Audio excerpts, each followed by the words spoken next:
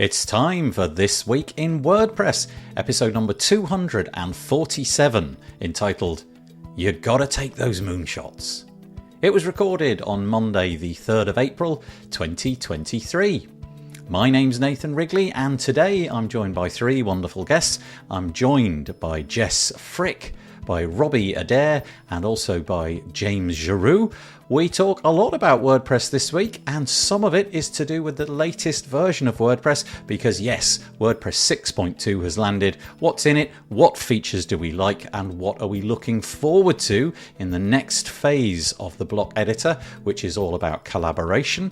We also talk about the fact that I'm trying to get Michelle Frechette to WordCamp Europe. I have a donation page if you're interested in helping this fabulous community member attend WordCamp Europe in Athens this year. Solid WP is the new name for all of the iThemes properties. In the past you had various things, backup body, sync and so on. They're now going to be rebranded under the moniker Solid WP. What do you think? We had an interesting chat about that. The block visibility plugin by Nick Diego, well, it's now gone open source. The pro version is no more. And the mighty Nick has decided he's going to give it all away for free. How lovely is that? WP Engine have a new pattern manager. There's a new block plugin form builder called Form Block. And also, somewhat tragically, on April the 1st, all of WordPress's source code was released online. Patchstack tells us more. It's all coming up next on This Week in WordPress. This episode of the WP Builds podcast is brought to you by GoDaddy Pro, the home of managed WordPress hosting that includes free domain, SSL, and 24/7 support. Bundle that with the Hub by GoDaddy Pro to unlock more free benefits to manage multiple sites in one place, invoice clients, and get 30% off new purchases. Find out more at go.me/WP Builds. Hello! Hey, hello, good morning, good evening, good afternoon, good whatever, wherever you are, depending on which part of the globe you're in. We're all in different parts of the globe today. Well, I am at least anyway. The rest of you are over on that big piece of continent called America. We have joined, well, there's three of us joining today. We've got Jess Frick. Hello, how are you doing, Jess? I am doing good, Nathan Wrigley. I was rolling the R's there for effect. You started it, yeah. Thanks for joining us. Jess is the Director of Operations for Pressable, a Make WordPress hosting team rep. She's also an iced tea connoisseur. Do we say iced or ice? Iced, because it has been iced. Iced tea connoisseur and a proud... Unless you're a rapper. Oh, yes. We won't get into that. She's also a proud member of the Post Status community. Thank you for joining us again for this episode number 243 of the WP Builds This Week in WordPress. We've also got, first time, Robbie Adair. We don't know how to say her surname. She tells me it can be said multiple ways. What's the best way? Well, like I said, if you're in Texas or Louisiana, they normally say Adair. But if you're anywhere else in the world, they say Adair. So I just answer to whatever people say. Normally, it's hey you. Thank you so much for joining us. I really appreciate it. Hopefully, you'll enjoy it and come back. Robbie is the CEO of OStraining.com, an online web development training company, and one of the co-hosts on Do the Woo podcast. Have you managed to keep up with Bob? Have you figured out exactly where he is these days? I hear he's got to Portugal. He's safe and sound. Bags have arrived. Exactly. He's sipping coffee by a lighthouse view. I was just like, I'm so jealous right now. I quit posting those, Bob. I confess I did see some of those, and it was exactly the same. It was one of those, why did he get to do that and I didn't think to do that moments? Yeah. I'm so happy for him. Yeah, that's what a cool adventure, right? Tell us a little bit about OS Training before we get to James. Sure. So OS Training has been around for over a decade, actually. I bought it about 3 years ago, from Steve Burge. He started it years ago. It actually started as Joomla training because they wanted to do in-classroom training for Joomla because there was any kind of open source training out there. And so he wanted to do in-classroom. I actually did some of his in-classroom in Houston for him. It was great. And it was so, like, we had students come in and go, I didn't even know this kind of training existed. It's so great. It's a long time ago though, right? And so then it just kind of grew. And so he rebranded to OS for open source. Now we just kind of use the OS as just because it's been there for so long, but we've actually started adding in a few tools that we think would help web developers that aren't necessarily open source, but we still primarily focus on the three big open source: WordPress, Joomla, and Drupal. Those are our core trainings that we have in the website. So, and then we also do some online live training for people, companies. We do some white label training as well for people who they just want something very specific or want something for their product built. Very cool. I'd forgotten the Steve Burge connection. Steve's been on the show a couple of times, and I'd forgotten that's how he. Steve and I go way back. He's got an interesting story, hasn't he? You know, he was a teacher and got fed up with that, and then did OS training because it hit the nail on the head with the teaching aspect. And then he sold it to you, and now he's got Publish Press, which actually, curiously, will overlap some of the stuff we're going to talk about today because it looks like the next iteration of WordPress is going to touch on a lot of what Steve's plugin does. But anyway, we'll come to that. Yeah. Lastly, but by no means least, best background of the week award. I have to say, sorry, the other two of you, but my background's always rubbish. So I'm out of the count. But I just think that whatever that fan bulb thing is pretty cool. It's James Giro. How are you doing? I am doing well. How are you? I think I butchered your name. I'm so sorry. No, you actually didn't do too bad this time. This time. If Adair is one that people struggle with, you can imagine what Giroux is like. Giroux, okay, yes, yes. See, now if you were in Louisiana, it'd be Giro. I will definitely try to do better. But yeah, splendid camera setup you've got there. James is contributing to the future of work in WordPress as the founder of Team WP, the team and culture platform designed specifically for WordPress teams. Well, I've asked about OS training, so I can't pass this one up, really, can I? What's Team WP? Yeah, a little bit of a side project thing that I kicked off. I started writing a little bit last year about psychological safety and culture stuff around WordPress teams and just the WordPress community in general. And as that started to get a little bit of traction and people started to respond to it, it really got me thinking that maybe there's an opportunity here for us to bring some of these practices that happen in the larger companies within WordPress to some of the smaller teams in WordPress and give them access to the resourcing and thinking in running great teams and building a great workplace culture to the masses, basically. My hypothesis, the one that I've been working through, is that if we can help WordPress teams develop great ways of working in their internal team structure and develop the kind of internal culture that really is forward looking, is supportive of people's growth plans, and just happy and healthy cultures, that we can actually see that trickle into the way we interact in the global WordPress community.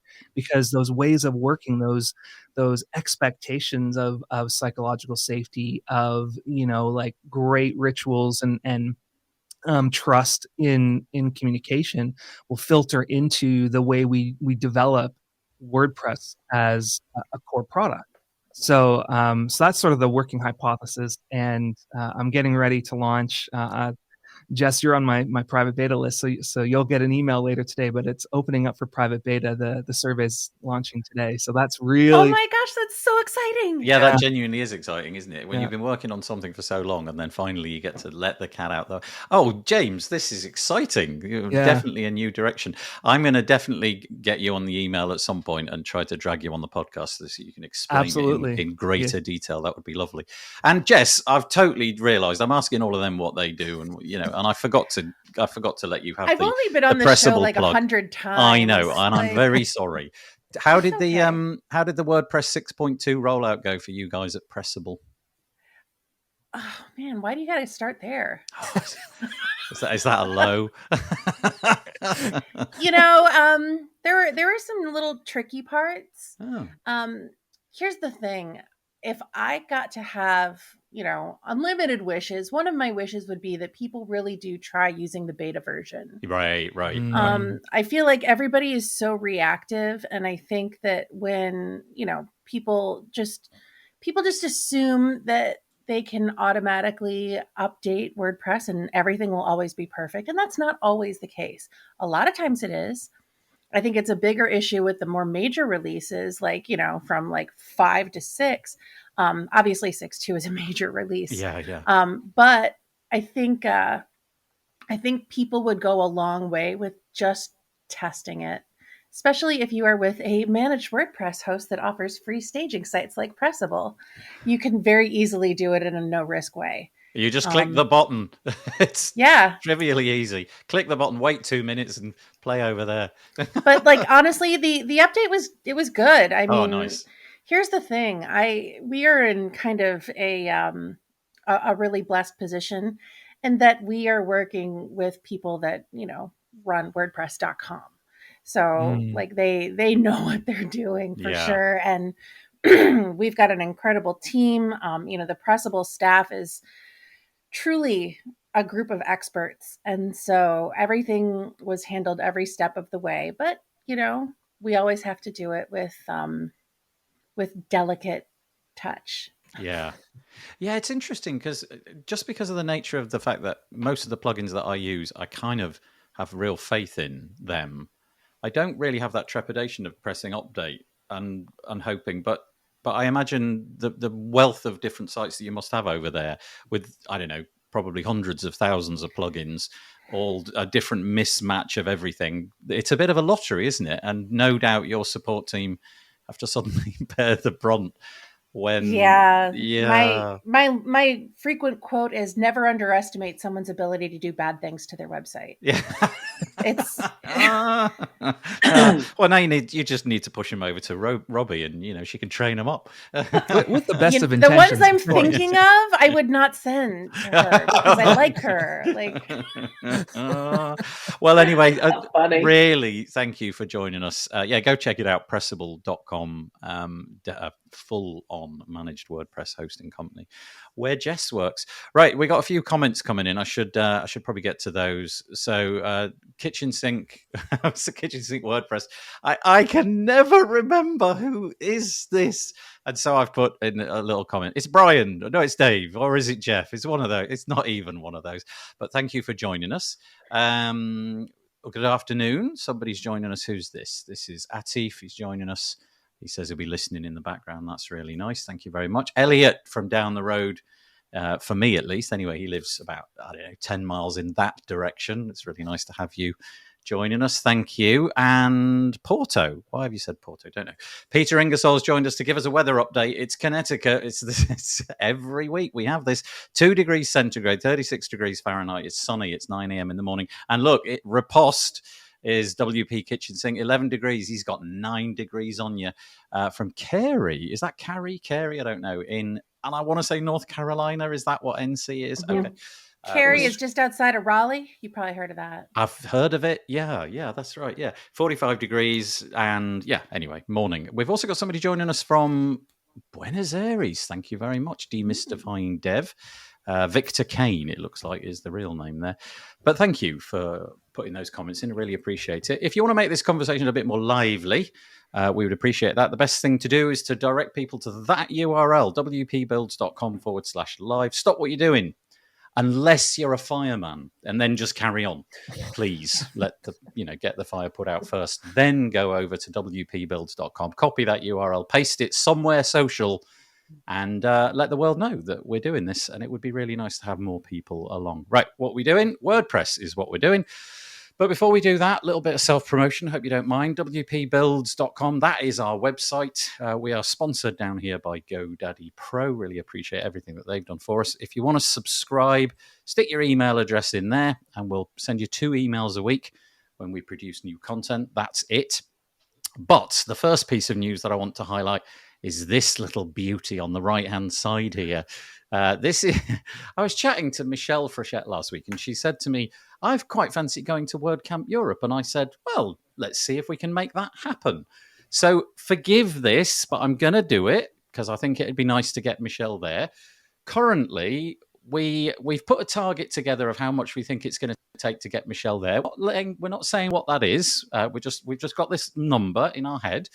And so far, over a period of about 4 or 5 days, we've managed to get 51% of that total with very little in the way of promote. I mean, a few tweets and things like that. So if you want to go back to our website homepage, you could click on this button here and link to it. Michelle does.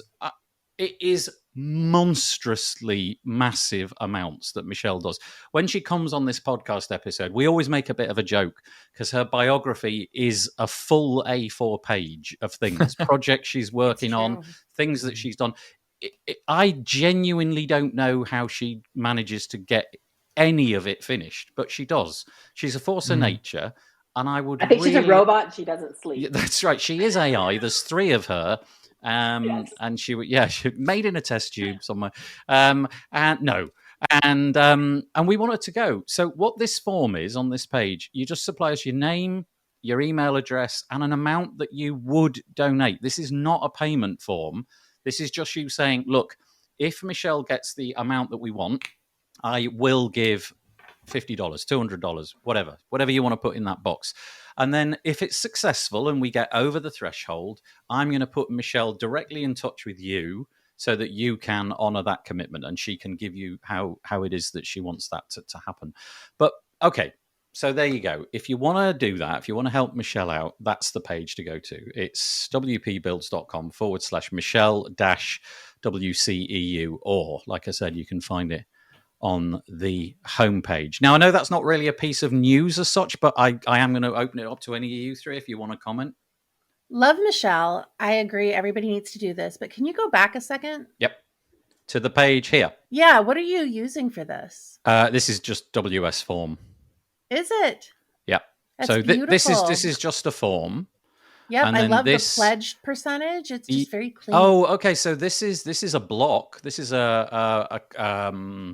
it's like a, I don't know, what do they call it? Progress bar kind of block, but they offer it as a circle option as well. And it's just blocks basically. Just a ton beautiful of blocks. Form, clean. I love it. Yeah, WS form. See, look how I made it about WordPress.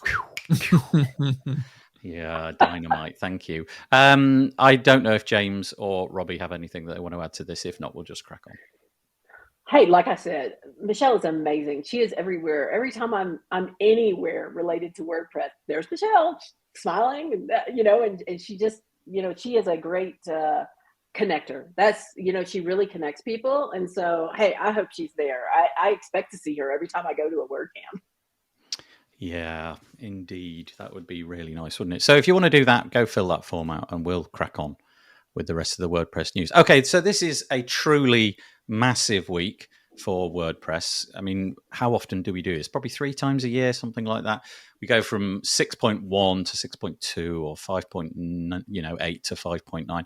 This one's called Dolphy. I think I'm pronouncing that right. As is always the case, it's the name there is assigned to a jazz musician, in this case, Eric Allen Dolphy. I never quite get the connection, but there you go. I guess it's Matt's proclivity that he likes jazz music, and so that's the tradition that we've got.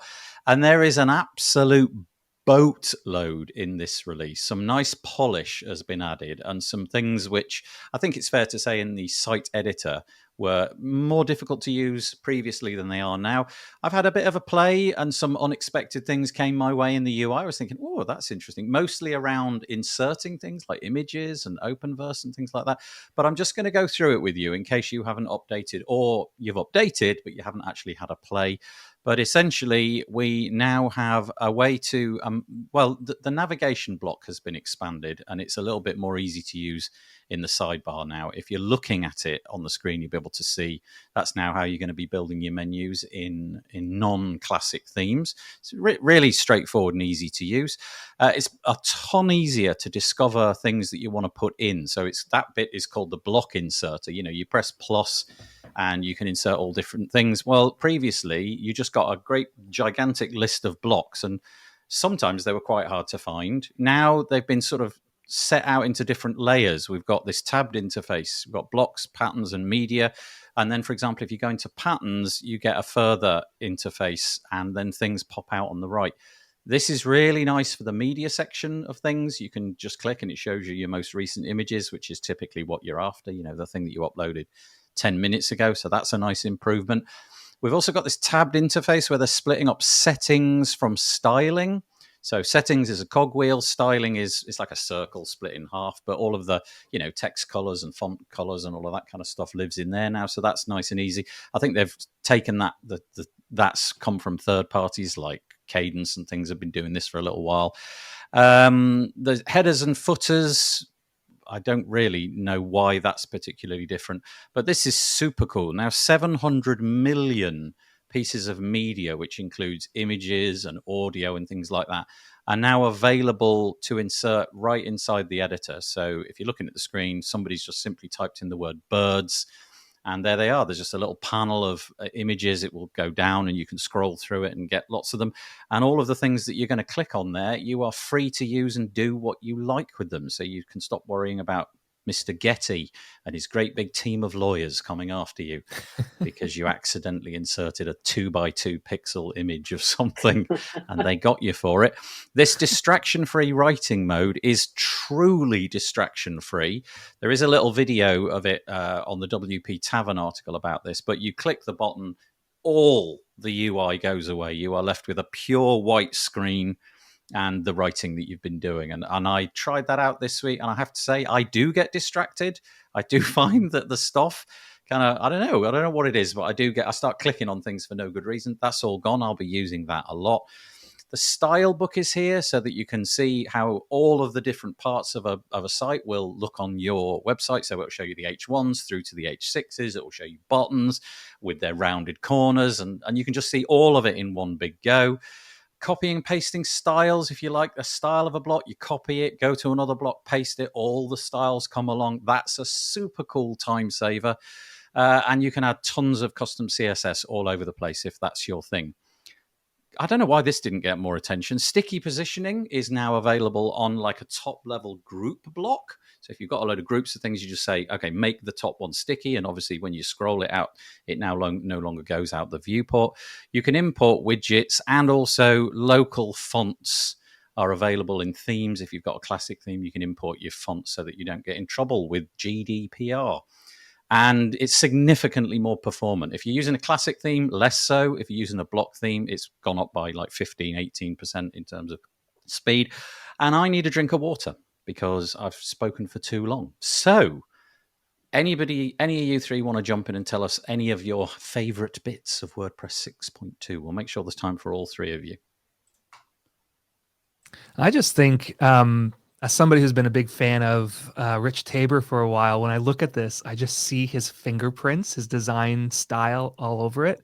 And it's really great because he's been such a good contributor of aesthetic, I think, to the WordPress ecosystem, that now that he's like fully integrated into the whole ecosystem now, we're all benefiting from that. And it's just really cool to see you can just see his little bits thrown in everywhere. So every time I look at it, I go, oh, Rich. Yeah, isn't that nice? Oh, I hope he's listening to this. That'll give him a real nice pat on the back moment. That's lovely. Thank you, James. Anything from Robbie or Jess?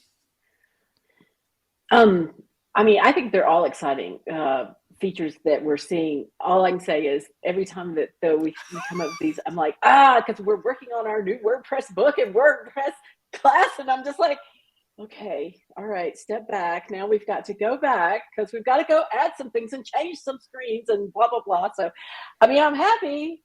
Yay. But it means more work. That is a really unique perspective, right? Because everybody normally is, give me the features. Roll in new features. You're like, stop with the features already. No, we want the new features because it means we have new content to write about. But at the same time, we were in the midst of like getting our WordPress 6, and it's, boy, I tell you, it's been a lot. There's like from 5.9, like basically once you go 5 to 6.2, my goodness.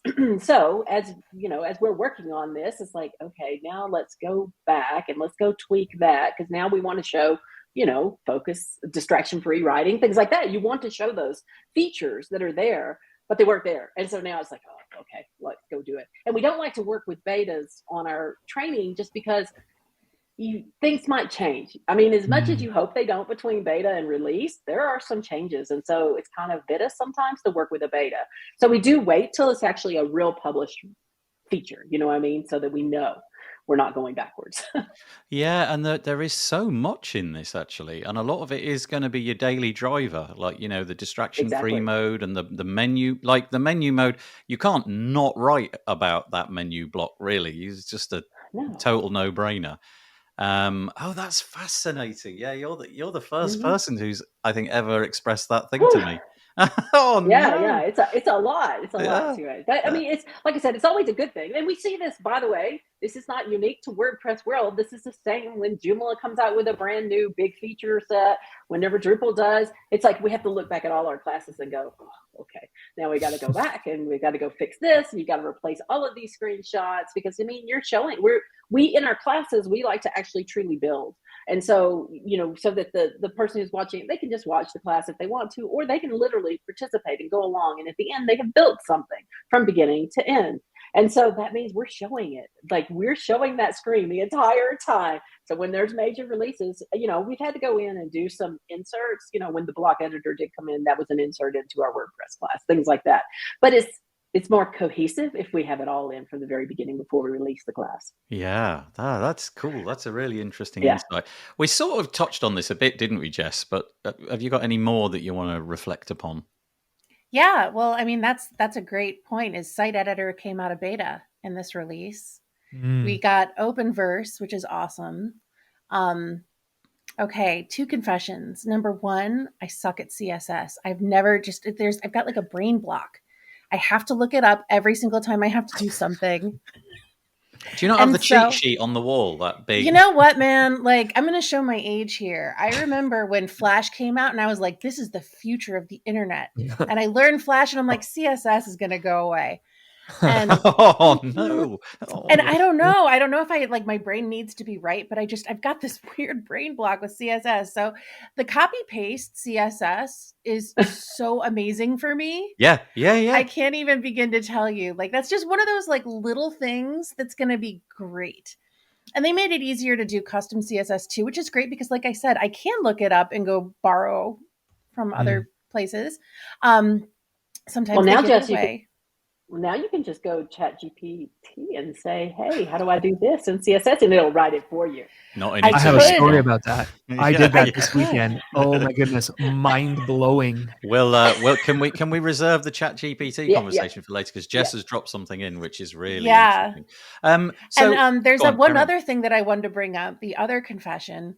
So I've done some websites for organizations who I love, obviously. I just help them. But they don't pay me and they're doing their own thing and they're perfectly happy with their old school website that has not been updated to block themes. And the reason that they haven't been updated is because I don't have time to deal with the fact that they're all built with widgets, because that's how you used to do things. And 6.2 is giving you the ability to import classic widgets into your block theme, which is something that we haven't had before. And so now it might be time to go revisit these older websites and bring them into the future. Yeah, that is, I mean, genuinely, I think this is a really nice release. There's a whole ton of stuff. I confess, I'm still not on board with the block theme thing. I don't mean by that I don't think it's a good idea. I just haven't yet got myself to the point where I'm entirely satisfied that my workflow works with them yet. So I'm keen to explore what the new navigation block and what the options are. In terms of styling it and all of the CSS patterns are cool, man. Yep. The patterns, the way that patterns are now presented is so much better. So in the past, you would click on the patterns button, and then you would get one drop down, which would show you all the categories. Then you'd click into the categories from the drop down, but now all the categories immediately are displayed as sub menus. You then click on those, and then you get a visual representation of them all, and it's just so much cleaner. It looks more like, dare I say it, a SaaS app. It looks like something that you know, like Notion or something like that. I just think it's really, really well done. There's absolutely tons in there. It was delayed. The last beta was delayed for a day or so. I can't really remember why that was now, but it came out on time as far as I know. And I've heard no problems. I've heard of no problems so far with it balking anybody's sites. But yeah, interesting. So that was WordPress 6.2. Big piece of news for us in this community, at least. Sarah Gooding did an article. She obviously explains it in a different way. And if you like the style that Sarah has, which I do, then you can go and read. She brings out a lot of the different things that we just mentioned. And in some cases, she also brings a video to bear. Let's just quickly watch this one. You'll get an idea. There you go. There is the distraction-free mode. Not a thing in sight apart from text, which I think is great. Let's hope you don't get trapped in there. Stresses me out, man. Yeah. What the like, where's all my stuff? Oh, really? I'm totally the opposite. That's just ideal for me. And with the keyboard shortcuts that I'm now getting to be part of my muscle memory, I'm very happy with the way this. Yeah, this is perfect for me. Oh, those keyboard shortcuts are, like when you come from a page builder sort of methodology and way of working, you're used to just using your mouse for everything. And when you make the mental leap from mouse to keyboard, it's going backwards really, but the mental leap of doing that is so convenient. I've started doing it all the time now. It's great. So Jess, next time you come on the show, not only do we want you to have memorized the lexicon of CSS, but also we need you to have memorized all the keyboard shortcuts inside Block. Okay, it's a small ask. Come on. Yeah, no, for you, Nathan. Oh, you're so kind. I will do it. Yeah, thank you. Date and time issue with the plugins. Oh, is that what it was? Something like that. Date and time issue with plugins like WooCommerce. It was delayed for 1 day. But that was the final beta. Yeah, beta 4, I think it was. But thank you. I appreciate that. That's great. There's a little bit of a conversation going on. Maybe if there's time at the end, Jess, you'll be able to answer that. Somebody's asking, why pressable? And maybe Jess can be given a bit of time indeed to answer. Yes, that's right. We'll give you ponder that answer because I'm sure you've never thought that question before. And we'll go on to the fact that the classic themes are obviously now not being pushed so much. We're into an era of site editing. That has had its beta label dropped. And because that beta label has been dropped, we're kind of out of phase 2 now. Phase 1 was blocks. Phase 2 was site editing. I mean, other things as well, but broadly it was that. And now we're into phase 3. Phase 3 is... honestly, if this gets pulled off, not only will I be staggered, actually, Robbie, Steve Burge has a lot to say about this because he's really keen to see how this all goes. Phase 3 is all about collaboration. And when I think about it, I think concurrent editing. I'm thinking Google Docs. I'm thinking I'm in a page, you're in a page, we're both interacting in the page at the same time. I like the way Google Docs does it with the little lines with the name attached to it, but I'm not wedded to it. There's an exploration process that's going to start happening. And that's essentially what this post by Matthias Ventura is about. He's outlining what phase 3 collaboration looks like. And of course, it's not just text on pages like on Google Docs. It could be, I don't know, sharing patterns, or it could be collaborating on the site's editing experience. I really don't know what the boundaries are going to be and where that would all start to get a bit clumsy. But this workflow as well. Yeah, workflows as well. Yeah, so this is the third phase: real-time collaboration, asynchronous collaboration, publishing flows, and this is the piece that I thought would be of interest to Steve Burge, who used to own OS Training and now has PublishPress. Just this idea of building into core WordPress, setting up some constraints about what can be published and what can't. You know, if there's no, featured image of a certain size, the publish, it's impossible. If you haven't filled out your tags or categories or whatever it may be, those flows are coming. Post revisions interface is going to get a bit of an update. And also this one, admin redesign. I mean, boy, wow. Yes, please. Let's have that. I mean, we've had the admin for forever, as far as I can work. Since I've been using WordPress, the admin has changed very, very little. A section which is just being labeled here as library, which is where you're going to manage your patterns and blocks and styles and fonts. And then development of a global search and command component so that you can get to a part of your WordPress website, specifically to a part of your WordPress website by typing in a search. So it feels a bit like on the Mac, we've got that thing, what's it called, Spotlight or something, where you invoke it, you type something in, and it just takes you right to the thing that you need. Because typically, you know, if you want to, I don't know, get to a particular screen or a sub menu or you have to go click on a thing, wait for it to load, click on another thing, go to all of that's going to be looked at as well. So this is tremendously exciting. You know, it's exciting when a post on WordPress gets like oh, look at all the comments. So many people chipping in and giving their opinions on all this. So phase 3, what are your thoughts? I mean, I can already see Robbie's like, oh, I've got 1,000 pages to write in the next 6 months. Yeah. So open to you. Whoever wants to take it first. Robbie, maybe.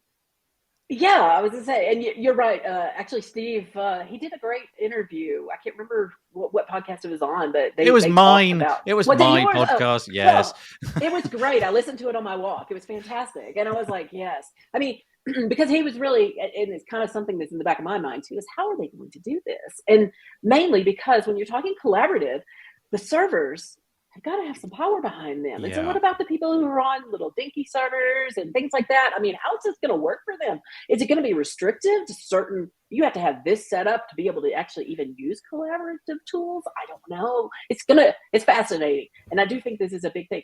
The other thing that I think is interesting, just going to say because we work with all the different open source big platforms, we see trends, right? So this is a trend that we've seen also happening in Joomla and also happening in Drupal, that we want the workflows, that we want the collaboration, we want to redo the admins. I mean, it's like little replicas in the world, you know, of this is the thing to do now. So I do think that's quite interesting.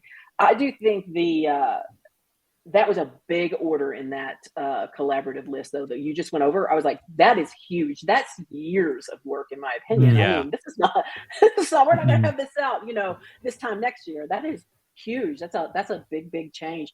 And it's a lot. I kind of feel like they will pare that down a little bit before they start releasing things, just because that's big. It's real big. In the podcast interview that you alluded to there, Robbie, Steve, he drilled down on how he really couldn't conceive of how you would achieve collaborative editing on cheap infrastructure. So let's say you're on a $4 a month hosting plan, and you're hoping to get 12 people collaboratively editing something. I mean, it's all right with Google, isn't it? They throw $1 billion at their infrastructure, and it's their cloud, and they can probably leverage that. And, you know, they just make it work. But if you've got cheap, affordable hosting and you're trying to make this stuff work, I do wonder if we're getting ourselves into a little bit of an issue where the expectation is going to be, well, I'm going to be using WordPress. It's going to be completely compatible. Steve's notion was that maybe it'll be on a block by block basis. So 2 people can collaborate in the same document, but not on the same block. So if I'm in this paragraph, you can't be in that one, but you can be in the one below it, or adding your own new one underneath it. So that was kind of an interesting one. But so, Jess, we just talked about cheap hosting and all of that. I'm guessing that this kind of stuff is the stuff that your team is thinking about, you know, getting ready for what is going to happen. The expectations of what hosting is going to have to cope with presumably are going to start to go up.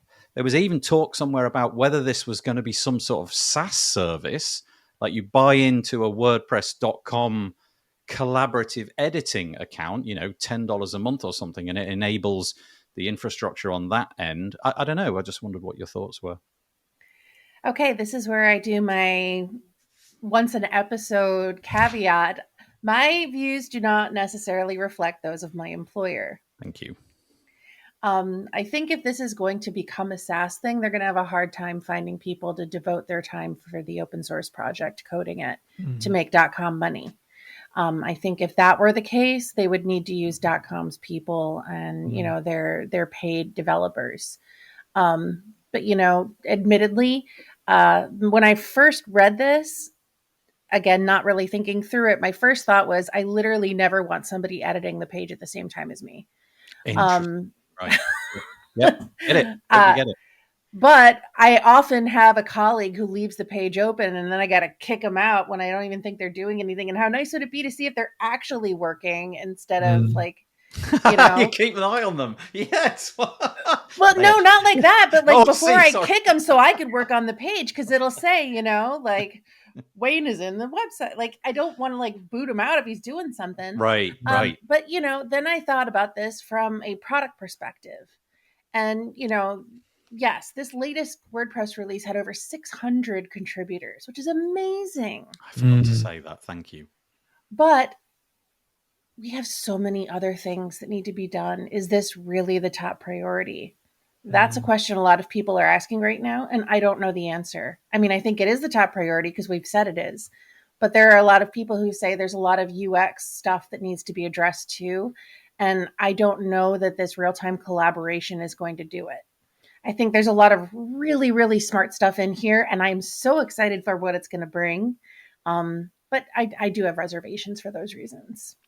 That's interesting. I was having a conversation with somebody last week, and one of the challenges we have with WordPress is, so much of our creative process is driven by developers. And what do developers want to do? They want to create features, right? And one of the challenges I think we see is we don't have a lot of product people leading the charge, like product first, product discipline, product management discipline people leading a lot of these conversations, which means you often have solutions without problems. And we devote a lot of attention and energy into solutions without problems, and we pat ourselves on the back because we delivered something. Meanwhile, you have challenges like we still have the debate in some circles around classic versus block editor. Why is that a debate, right? It's because we didn't do a good job in the early days of clearly articulating the user story of why we need blocks to be the thing, right? I think most people are on that wagon now, and most people understand why. But had we done a better job maybe at the beginning of articulating the user story and the problem we're trying to solve, that would have gone a long way in helping to mitigate some of that challenge. So I think collaboration is good, but who is the target audience for that? Is this an 80-20 split where we're serving the 20% rather than the 80%? When I think of most WordPress websites, there's only one person ever actively working on the site, right? And that's probably the 80-20 split. And so where is the need for this? And when I look, I'm going to put on a bit of a different lens here and look at it from some of our hosting companies' perspective who are dealing with scaled WordPress, right? And they're dealing with enterprise. And they have multiple stakeholders, they have multiple people editing, they have multiple people designing and developing, and they're working in groups and teams on various parts of the website at the same time. That's where collaboration becomes important. And that's where revenue is tied up as well, right? Because while the 80-20 split is 80% of one person companies or one person editors, the revenue split is probably the opposite, 80-20, right? So finding that balance, that commercial approach to it, I don't think is a bad thing to do. I think we have to consider that. And if we can say, like this is part of that balance by creating collaboration tools, we're actually making it easier for us to create the capacity for us to work on these other things. So yes, we have a whole laundry list of UX things we need to work on. And we're going to balance that with some of these commercial and maybe higher end enterprise things in order to make sure that WordPress remains the number one choice of revenue generating websites or revenue generating or ecosystem supporting activities that we can have for WordPress. This is a really interesting conversation. There's so many different angles here, and I appreciate all of them. It's also kind of interesting, you, James, especially with your team hat on, be kind of interesting to see if does anybody even need this beyond. I mean, for me, I would really like to have post document editing collaboratively. That would work wonders for me. But would I personally want to be editing a site with other people at the same time? I'm not sure that I would. I just can't even imagine that workflow. It looks like, Robbie, you've got something you want to say there. I was going to say, I want to add to what James was saying too, because I want to do two different hats here. One, my training hat, right? Collaborative for training. This is fantastic for us, because it's like we can actually be training and showing them directly in the same document while you're showing them something. And so this is a great training tool, in my opinion. We can use it for that. Now, I also have an agency that I've had for 20 years. And so when I put on my agency hat and think about this, I think about consulting with my clients and supporting my clients. And again, this kind of is a cool little tool for me to use. Normally we build a site and then we go and we kind of show the client, right? I'll call it custom training. You're showing them how to work in their site in particular, the way it's set up. But imagine if you could also literally go drill down to, okay, let's go build this post. And I'm going to show you how to put blocks up here. I'm going to show you how to apply your styles, like collaboratively, real time. You can see what they're building. You can see them mess up, things like that. And so I think that, yes, I think James is right about the 80-20. 80% of the time, you're doing your own site probably, or there's one person from the organization who's working on it and all that. But I think if we try to broaden the idea of how we can use collaborative tools, then we could use it for more than just pure, this is a team of people collaborating on an article. Absolutely. So you see what I'm saying? Yeah. That's the product lens, right? Of being able to say, here's the user story, right? We want agencies to be able to work with their clients. We want support engineers to be able to jump in, right? And be able to quickly solve a problem. We want to be able to do training, right? Like, to me, those three things create the business case that says collaboration is more than just multiple, it's more than the enterprise, right? That enterprise is just one of those user stories, but all four of those create the business case where we can go and say to people, this is why this matters, and this is why it's a priority now. The other thing I think is we're future looking towards bringing more people into the ecosystem, which are going to be younger people, right? That's right. Younger people expect collaborative tools. They've grown up now with the Zoom, with the Google Docs. They are used to working together. Actually, they're better at working together in collaborative teams than we are, because we've done it all ourselves. They've had this digital ecosystem that had collaborative tools out there. So I think they will adapt to it better than we do. That is a really interesting point, because you're completely right. My kids have no conception that a document cannot be edited by a gazillion people at the same time. You remember like the whole tennis of getting a Word document around a team of people and how tortuous that was? Then this generation have no concept that was a thing, and yet stick them in a WordPress site, suddenly they're back there. It's like, well, what do you mean locked? What? And I think that is just that reason alone is compelling enough for me to say, yeah, we should, because we've got to shore up the next generation who are fully going to expect that. I just don't know where I sit. For me, I'd like to see the post editor, just that bit fixed first. I don't really know too much about the other bits just yet, but I just want to draw attention to something Courtney said. She said Leslie had put a really nice comment into the article, and whilst you were speaking, I was trying to read it, but it's fairly near the bottom. If you go to the page in question that Matthias crafted, and then go and search for Leslie, Lesley, it's Leslie.pizza. She's got this really long comment where she gets into this whole workflow thing. What are the sort of concrete examples of how this might be used? And she's written quite a lot with some final thoughts. So, and as Courtney's mentioned it, I thought we'd raise that. So go and have a look. I wasn't going to name names, but Leslie's the one who I had the conversation with about it. Oh, really? Excellent. Yeah. It's good. No, it's good. That's awesome. Because she's exactly right. It's that product hat. We've got to invite more product people into the conversation around what's going on with the development of WordPress and create these stories. It's just if you work in larger companies, like I've had the benefit of working in places like Envato and Liquid Web and Gravity Forms, is name drop a couple of examples. Yeah, nice. But the thing that you see in these larger teams is that when you have a product discipline actually informing and supporting the work that you're doing, it creates better outcomes for everyone. Not everyone is happy all the time because you have to necessarily say no. But the thing that's been amazing is to see the articulated end, right? The articulated outcome be something that people can rally around and at least understand, right? And can see the business case that's being made.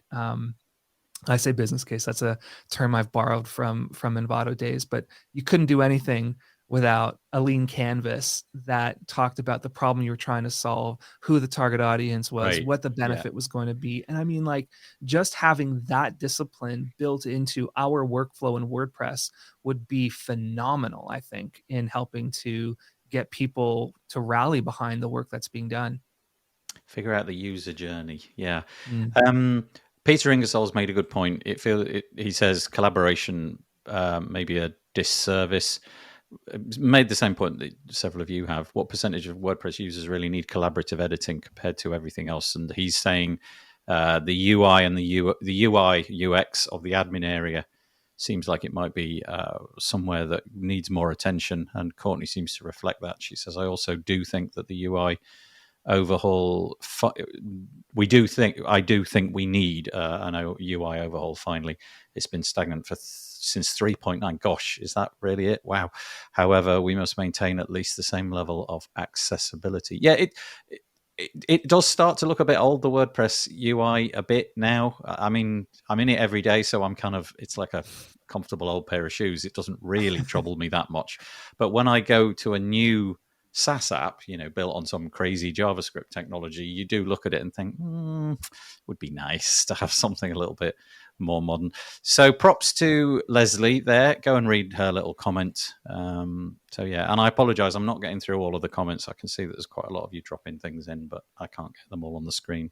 Otherwise, we'd never get to our articles. So speaking of which, I'm going to miss out the interactivity API, but I will alert you to the fact that this piece exists. Proposal: the interactivity API, a better developer experience in building interactive blocks. It's quite interesting. If you watch the video, there's a little video here where they explain how this is going to work, but it's very much a research project at the moment. But I'll link it in the show notes and you can go and have a look at it. However, this is fairly big news. You've all heard of iThemes, haven't you? You definitely heard of iThemes. Not anymore. Not anymore. You haven't. It's changing. All of it's changing. They've taken on a new brand and they're doing this thing called branding in public. So they're going to do it in the public eye. This is the first step in that process. Rebranding, I should say, in public. They're shifting their branding. Everything's now going to be solid. Solid WP is going to be the main thing. So it's going to be solid security. Think iThemes security. Solid backups. Think backup body. Solid central. I think that was called Sync, SYNC. And then Solid Academy was the work that Nathan Ingram was doing over at iThemes Training. So this is just that. They just decided we want a bit of a rebrand. I guess if you look at what they're doing now, security backups, syncing, and Academy, well, there's not really a lot of theming in there anymore, is there? And so the moniker iThemes does seem to be a little bit astray of what their new mission is.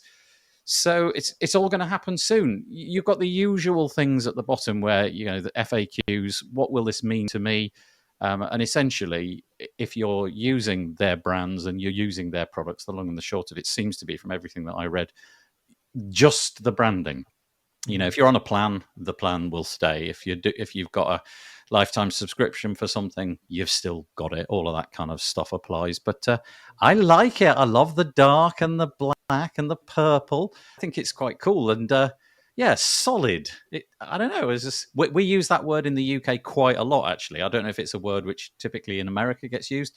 But when we use the word solid, it just means like reliable, if I don't know, you might buy a new machine or something, like a new dishwasher or something, and you describe it as being solid. It's good. It's going to be around for years and years. So for me, this kind of sounds really cool. Over to you guys. Well, speaking as the former brand and product marketing director at Stellar WP, I have a bit of this insider. was happening?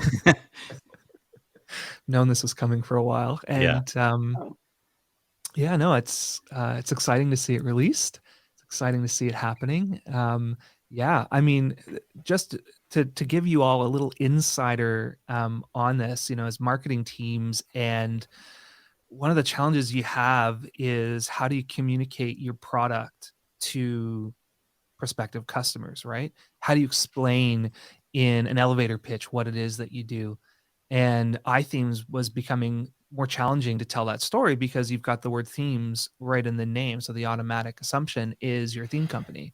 Yeah. When we, at the, the group hasn't been doing themes for a while. And how do you elevate those parts of your business that are actually, what you want to focus on? So security and syncing and, backups and those other pieces, those foundational elements that you really should have to have a really solid WordPress experience. Sorry. You just did it. You just did it. Yep. Like you need that. So I'm excited about the brand. I'm excited, like a lot of work that's gone into it. The team behind it is great. For those of you who may not know, Modern Tribe, the agency was acquired a couple years ago by Liquid Web as well. So you've got this incredible team of designers and developers in the back end who are doing all this brand work, and they're just really cool people as well. So to see the fruit of their labor come through, and you can see it in Nexus as well. I don't know, Nexus went through a rebrand as well. And that looks really great as well. So can I ask you, James? I know that this is no longer, you're not wearing this hat, but you know more about it than I do. Who in the pyramid here, Liquid Web is at the top of that pyramid, or Stellar is at the top of that pyramid? Is it Liquid Web owns Stellar, and then Stellar is kind of the owner of lots of these other WordPress brands? Ownership's the wrong word. Oh, okay. What Stellar WP is it's a brand umbrella for all of the software products. So if you imagine you've got infrastructure, which is Liquid Web and Nexus, and you've got software, which is all of the things that they've acquired Got it. in the WordPress space. So Solid WP that we're looking at now, that will fall under the umbrella of Stellar. That's correct. Interesting. Yeah. Okay. Thank you. That was such a cool insight. I appreciate that. That was very, very insightful. Thanks. I'm going to hand it over to Jess or Robbie if they want to comment. If not, we'll move on. Well, James and I were both employed there for about a month.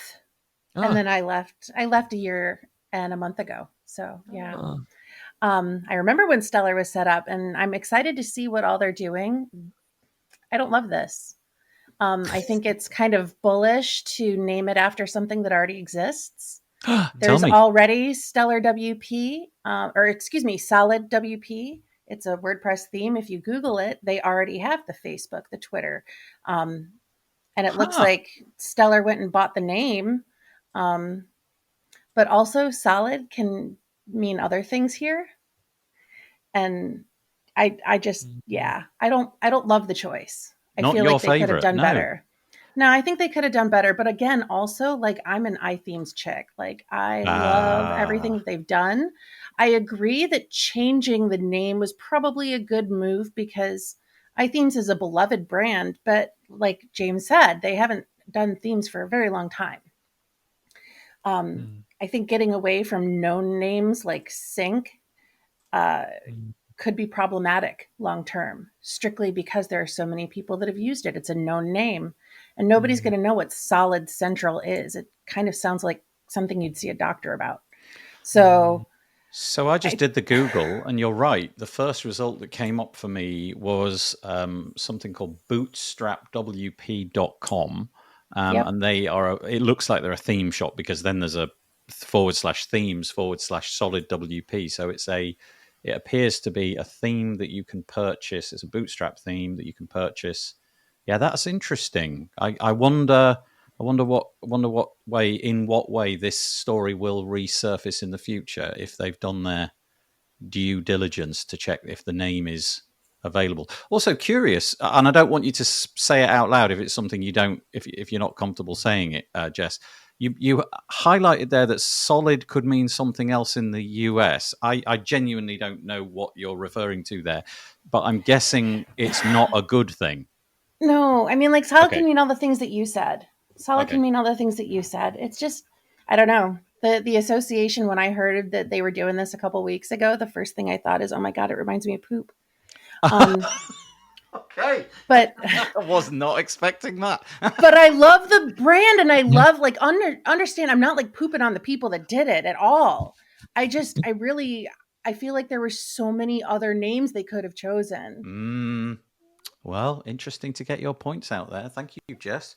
What about Well, Robbie? Have you got anything? I was going to say, I did not work for iTunes at any point in time, so I'm elected to. So I have no association on that side. My thought about the whole thing was just, it's very interesting that they chose to do a public rebranding because it takes way longer. We've seen other companies do public rebranding. Oh my gosh, it takes forever, as well as it may change it, by the way, because they could get so much negative feedback in a rebranding publicly that it makes, then you've got to go back and reinvent the wheel. It's almost better, in my opinion, to do one of those, like, you've got your whole brand ready to go, your rebrand, and it's like, this is the date, and you just drop everything. Like, everything is done. Here's our new site. Here's our new logo.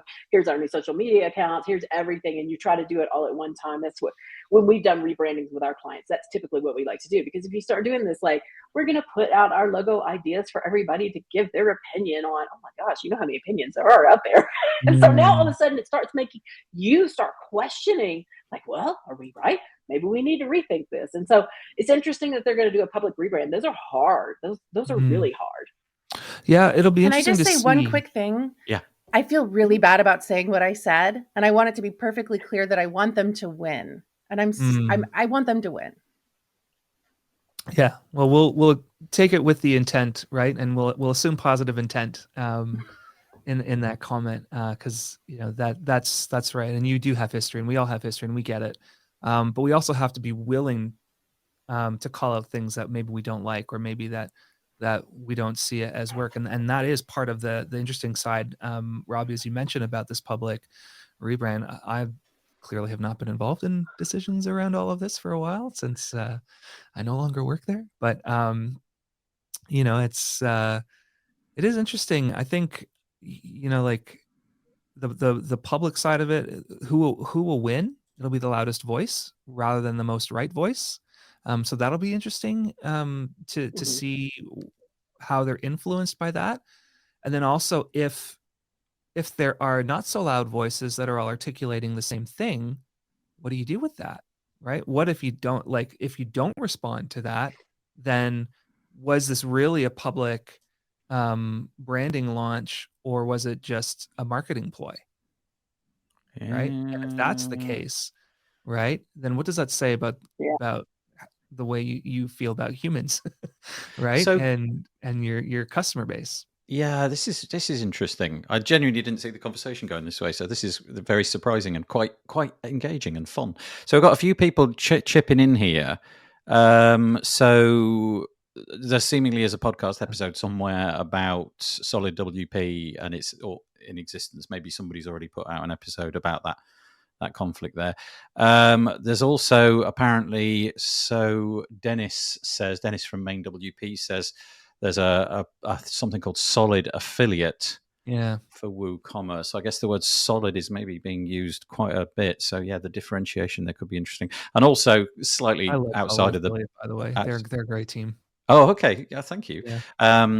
Not really in the WordPress space, but there's a JavaScript framework, front-end framework called Solid as well. So yeah, there's quite a lot of solid opposition around here, isn't there? Oh, let's see. I will say, you know, like, no matter what name you pick, you're going to find somebody that's probably similar or something, right? Having just gone through the process of doing this with Team WP, right? Like, I mean, it's Team WP. There's probably another Team WP out there, and there is, in fact. You know, like, if you Google it, you'll find other things show up first. But does that mean you don't do it? Right? Well, I don't know. That's interesting. The short of it for me was always, if the Twitter handle's available, go for it, because it's highly unlikely that whoever they were serious. Domain was available. That was Yeah, for me. yeah. No, when you said about Team WP, I did think 4 letters before the word WP. You've done really well to capture something so short. Mm. And I thought that about Solid as well. I thought 5 letters, and we were just talking about Dennis from Main WP. 4 there's just something cool about that. I don't know what it is, but if you get a short word and then slap WP on the end of it, for some reason that works with me. And Team WP, well done. Yeah, that's good. I like that.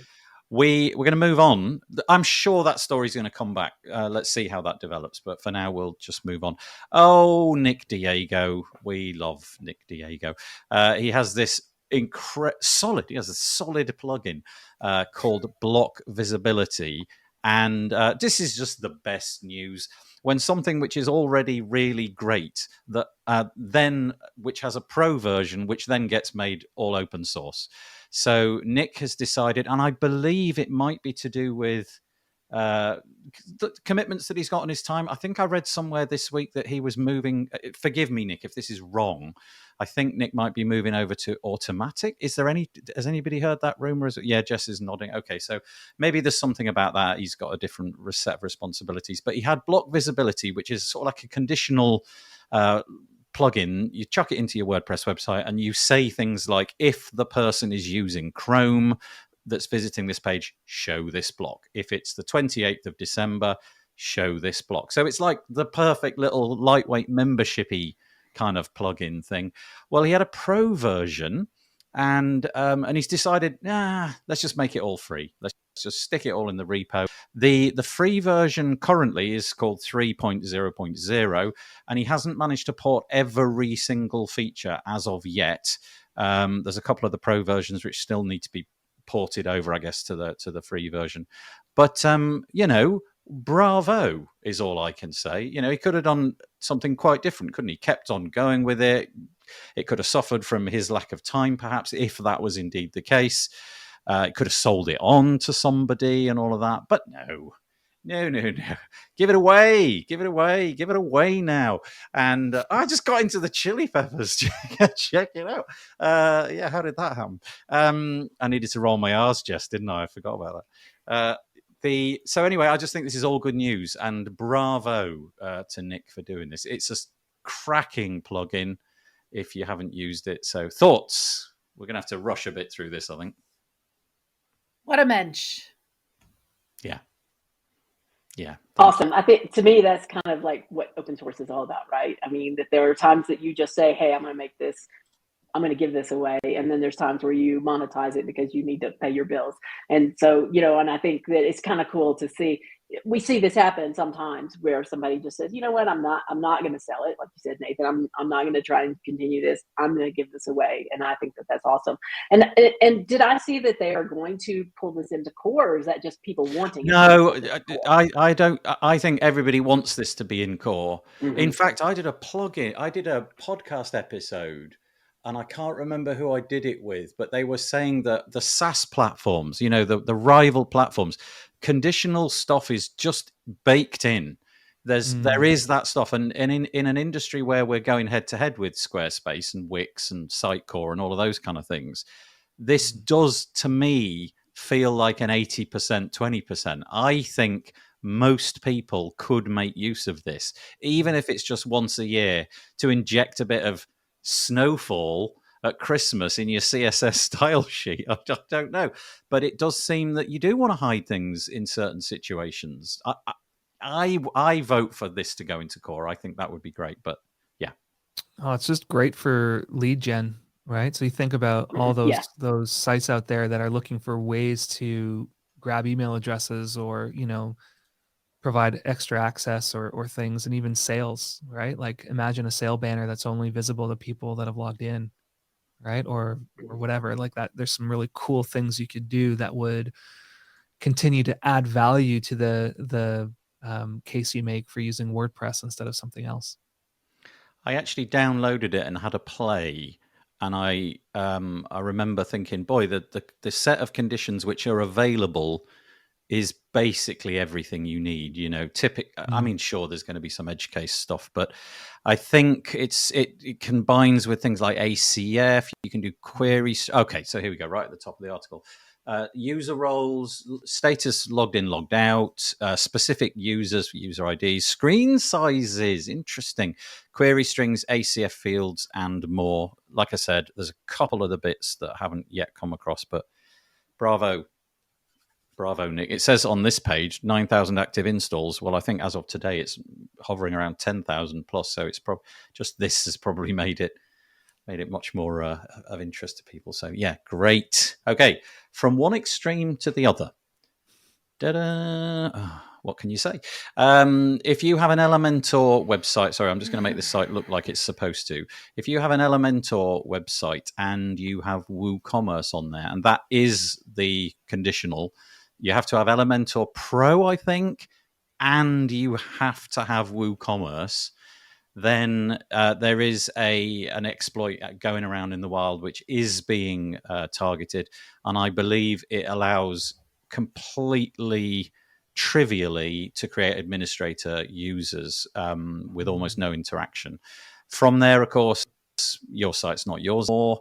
So that's it. You can read this article. It's on Hacker News. It's probably all over the other WordPress news sites by now, I would have thought. Yeah, if you've got that combination, Elementor Pro and WooCommerce, just stop what you're doing, go and fix that right now, immediately, like yesterday, and get that fixed. I won't go into the details, but do you want to comment on that, or should we just crack on? There's not really any to say there, is there? No. Okay. WP Engine have got a pattern manager, which has come out into the repo. I confess I'm not quite sure what this is for. Did any of you guys have a chance to look extensively at this? Okay, you're nodding, right, Jess? I did. Okay. And, once again, it annoys me how beautiful this is. Oh, really? It's so good, eh? Oh, I know. Great. WP Engine just has some brilliant developers on their team, and this is so smart. I really love the way that they've extended the pattern functionality and have made it just easier to manage your patterns. It's worth trying for sure. My memory of reading this is that this is for development environments, right? Nobody's advocating this as some sort of cloud solution. This is the kind of thing which you attach to a local website, and it just allows you to iterate on your patterns, finally settle on the series of patterns that this particular site is going to use, and then you can corral them, organize them, and ship them with the live site. Have I got that right, Jess? You are correct. Okay, perfect. But I also want to say you could use it anywhere. Right. So it's not like a cloud-based thing, though, is it? It's not like you can sort of back them up to WP Engine's cloud and then just take them everywhere and none of that kind of stuff. None of that. No. Okay. Well, anyway, it's there for the taking if you want to go and check it out. It says, when you design beautiful block patterns for your theme, Pattern Manager WP by WP Engine will automatically push them into PHP files for you every time you save. With a dedicated studio to design and build block patterns, you can 10x your ability to work effectively with patterns. I should probably have more of a play with that, as I will do. James, anything on that, or Robbie, or should we just crack on? We've got a few more to get through. I'm like you. I need to play around with this one and check it out. I have not yet. So, and I do make extensive use of local. I crack local open more or less every single day. So this does look like a. This was a smart one for sure. Okay, right, okay. Right, so somebody helping us out here. Who's this? Demystifying Dev. The Pattern Manager is basically a great, in capital letters, help for dev workflow because you save patterns in code to the thing. Got it. Right, now it's making more sense. Screenshot. This is Nomad Skateboarding. Screenshot showing Frost theme, which was taken by the in-house WP Engine again from Brian Gardner. Okay, there was a screenshot somewhere, was there? Okay, there we go. Right. Okay, that's quite nice to look at, isn't it? Yeah, I get it. Okay, all right, Jess, I get what you mean. Why does it do that on the repo? When you click on an image, why does it open in a new window and you can't click backwards? I don't know what you have to click back to get. Anyway, the little gripe there. I don't know. I'm a tab click chick. So. Oh, really? Okay, interesting. Another thing in the repo, form block. We mentioned earlier that I was using WS Form for the Michel Frechette thing. this is quite a nice new thing. Really, really new. They've just come out. They're on version 1.01. And essentially you build a form inside the block editor. You can imagine how this works. You just drag the fields in from the side, stick them in. I don't know how comprehensive this is. I don't know if there's like a pro version or anything like that. But I just thought, actually, building form. There's a pro. Is there? Mm-hmm. Yeah. Do you remember what you get with that? Like you could do like multiple emails with the pro. See if you wanted to send to multiple people and things like that. I can't remember what else is in the pro.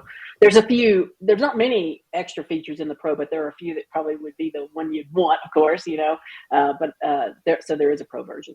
A few weeks ago, we featured Munir Kamal's. He's got like an overlay over Contact Form 7, which you can build in the block editor as well. So rather than doing it in that sort of fairly clumsy shortcode interface, which we've all used in the past, I'm sure, now you can build with the block editor, and this feels similar. So if you like the experience, if your clients are into it and they want to build forms in this way, there you go. That's another thing. And we'll talk about security breach nightmares. PatchStack have got a biggie. Boy, I mean, it really doesn't get much worse than this. The entire, you can't even make it up, can you? The entire WordPress source code on April the 1st was found to be exposed online. All of it, every single line, not just the most current version, every other version as well. This is, it's negligence personified, isn't it? I woke up Saturday morning, my day off, to see this news and was blown away. I know. Who would do such a thing? I just thought, how have I never seen that story before? That was just genius. So hats off to Robert Rowley. Of course, the key there was the April the 1st mention. But it's just funny the way he goes through it as if it's a real thing. Sorry, I love the discussion with Chat. Yeah. Just brilliant. You can imagine some actual news outlet getting hold of this and thinking, "Oh, we've got a scoop on." Got a scoop on automated WordPress. press release feeders that just shoot out the news. That's great. And then they asked the discussion with Chat GPT. That was hysterical. They asked Chat GPT about what it thought about the leak, and you can imagine the way that went. Yeah, it was really good. I just thought that was brilliant. So hat tip to Robert Rowley for making me laugh, because I actually, honestly, there were about 10 seconds where I was thinking, what? Oh, this is bad. Oh, wait, hold on. And then, brilliant. Thank you so much for that. Right, let's move on quickly. We've got some non-WordPressy stuff. I want to introduce you to this page, right, very quickly. It's called Trig. All right, this is for the nerds. Get your tinfoil hats out. The trigonometric functions in CSS. Jess, this is for you. I just thought this was so sublimely cool. This is all done in CSS. How do I get this actually working now? Maybe I have to refresh the page because it worked for me before. Look at this. You can drag things. Oh, you use this. That's right. You can drag things around and look at all the complicated, fun stuff that's going on. It doesn't end there. They give you examples of how to use it. And if you turn this on, where is it? Show the debug lines. It gives you all of the trigonometry that's going on to drive these circles in a circle. Because you just think it's a circle. Of course, it's not a circle. It's actually a bunch of horizontal X and Y coordinates constantly being updated. But that's very cool, isn't it? And then this is my personal. I don't know what to make of that. That just seems confusing as all hell. But there it is. Moving on. Look at that. Isn't that beautiful? Sorry, I'm getting carried away. It is beautiful. It's like this Mobius strip just sort of constantly turning around in the background.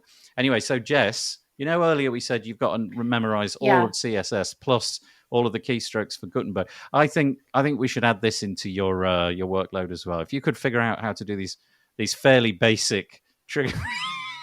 Yeah, I think because of the reschedule, I'm on here in about 4 weeks instead of 6. So I think that's plenty of time. Yeah. 4 weeks is plenty of time to memorize all of this. Anyway, I just thought that was kind of fun and a bit cool. I don't know if anybody's got anything to add about that. But here's the bombshell of the week, dropped by Jess.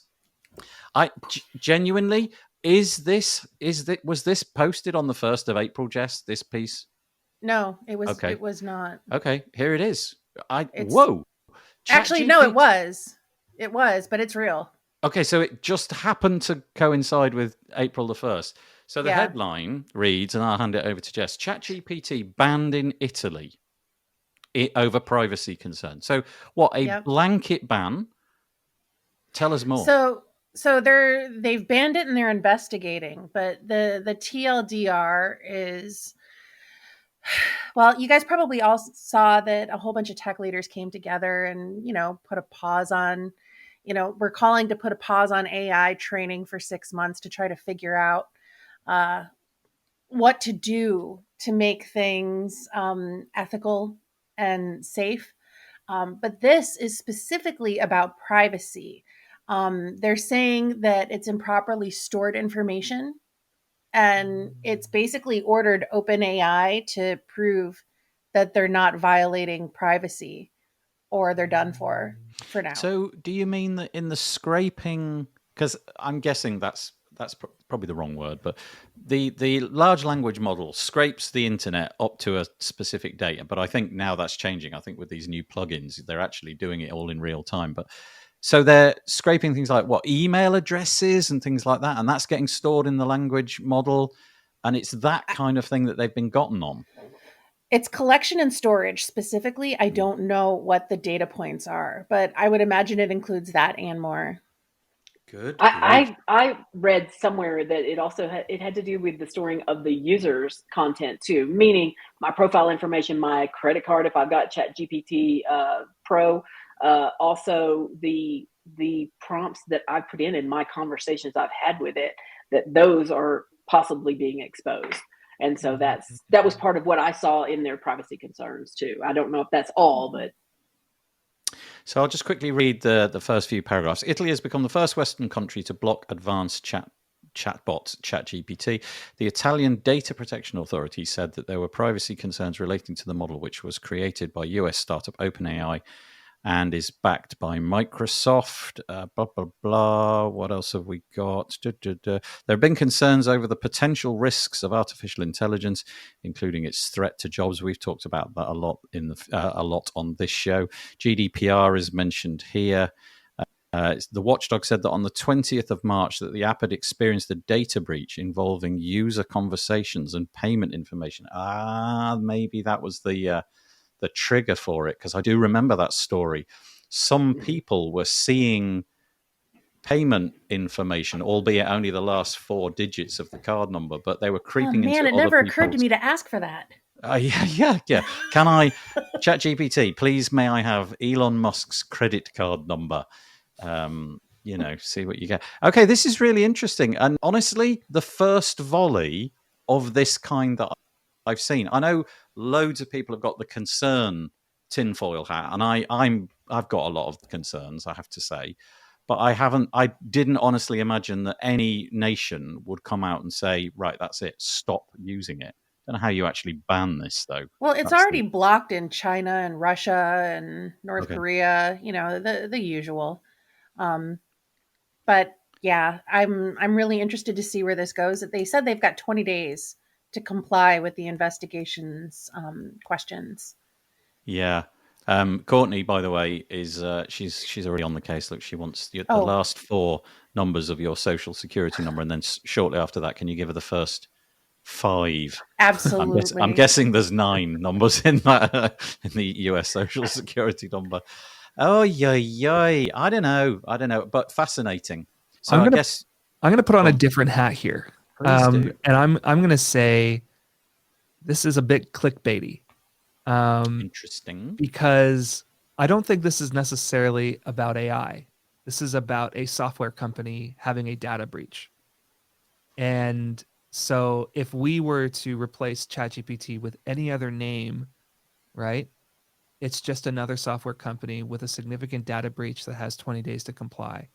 Fine. Got it. The AI side of it, to me, is like, does the model have access to information it's not supposed to? Is that what we're actually investigating here? I don't know if that's the case. From what the article said, I got out of it that it was related to the data breach of, information being improperly stored. And that's an issue, everyone faces. So I've just accidentally clicked something. Here we go. So there's an organization called the BEUC, and I can't actually find what that stands for. If anybody can help me out and tell me what the BEUC, but I think it's obviously some body in Italy. I don't know. It says there are serious concerns about how ChatGPT and similar chatbots might deceive and manipulate people. That's got nothing to do with data protection. No, well, maybe it has. These AI systems need greater public scrutiny, and public authorities must reassert control over them. So that's coming from the more traditional moral panic mode, isn't it? Whereas, James, what you're saying is this just is basically a data breach and substitute, like you say, the word, I don't know. Well, the quote that I saw was the mass collection and storage of personal information for the purpose of training the algorithms underlying operation in the platform. So I think that's what makes it different. That's fair. Interesting. It's not like they're storing it in a database and then, they shouldn't have had it. It's that it's being used to teach the computer. Yeah. I think my concern, my moral panic mode is it just seems to be going at such breakneck speed that it concerns me that I don't know that we're really aware of what kind of consequences are going to be. But yeah, interesting. So if you're in Italy, you can no longer write those 10,000 word articles about anything that you chose. You know, that's all out off the table now. Right, couple of minutes. Let's see if we can do this one. What? The title is "The Moon is Getting a 4G Network Thanks to Nokia." Jess, this was you again. I didn't even I'm read coming it. in hot. I just thought that's what it is, right? It's that. Really?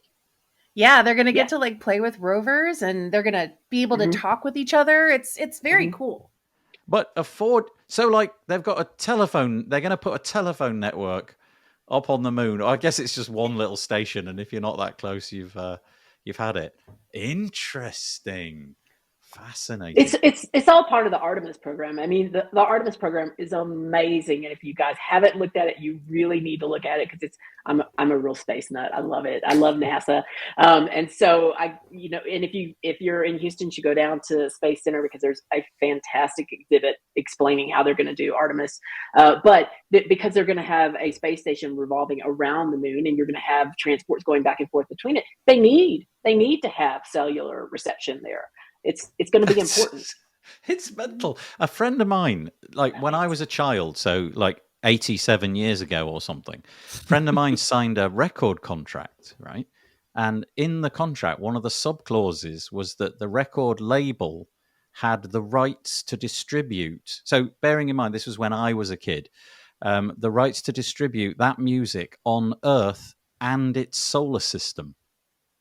Wow. So even back then, they were thinking, we're gonna colonize the whole thing, and we need to be able to flog your record. I mean, it turned out the record never sold anything, so it didn't really matter. But the point's the same. If you can sell the Beatles on Mars, the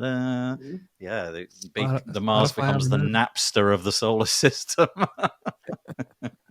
Sorry, James, I cross-talked you. So what were you going to say? No, it's my fault. I said Spotify on the moon. Yeah. Well, this is fascinating. So if you if you're getting problematic reception down here on Earth, you know where to go. Get yourself on a SpaceX rocket. Oh, sadly, downgrade from 5G to 4G. Yes, yeah, that's right. It's not top quality, is it? Their Wi-Fi will be like 1 megabit per second or something. The British there won't be a dark side to the moon anymore. Oh, that's right. The British endeavour, led by Richard Branson from Virgin, looks like it to get into space. They've got this. They had this system of flying a rocket on the bottom of a jumbo jet, and then it would decouple and go. So, in other words, you'd have to overcome much of Earth's gravity. You're already in the low Earth, whatever it is. That seems to have all collapsed this week. It's gone into. They've said they're not going to do any more research. They've laid off, I think it was 90% of their staff. So, yay, British engineering. Woohoo. You've got to take those moonshots. Oh, that was good. Ka-ching. That is the title of this episode. I'm going to write that down. You gotta take those moonshots. Right. Okay, that's it. We will be back. That's it. We've done it. We will be back next week. I've just remains for me to say super duper thank you. That was a really interesting conversation. Went off in all sorts of different directions. Big thank you to Jess Frick from Pressable. Thank you also to Robbie Adair from OS Training, and also James Giroux from now Team WP. I really appreciate it. One last thing before I let you go, you have to do the quite humiliating hand wave. The double hand. Oh, look, straight away, everybody's. Hang on, and again, James. Yeah, that's the way to do it. Okay, we got you. Thank you very much. Really appreciate all your comments. I can see that in the comments it went off in all sorts of directions. I honestly just couldn't keep up. So if you wrote something which needed our attention, forgive me. I apologise. We'll be back next week for episode 248. And yeah, thanks for your attendance. Take it easy. Bye.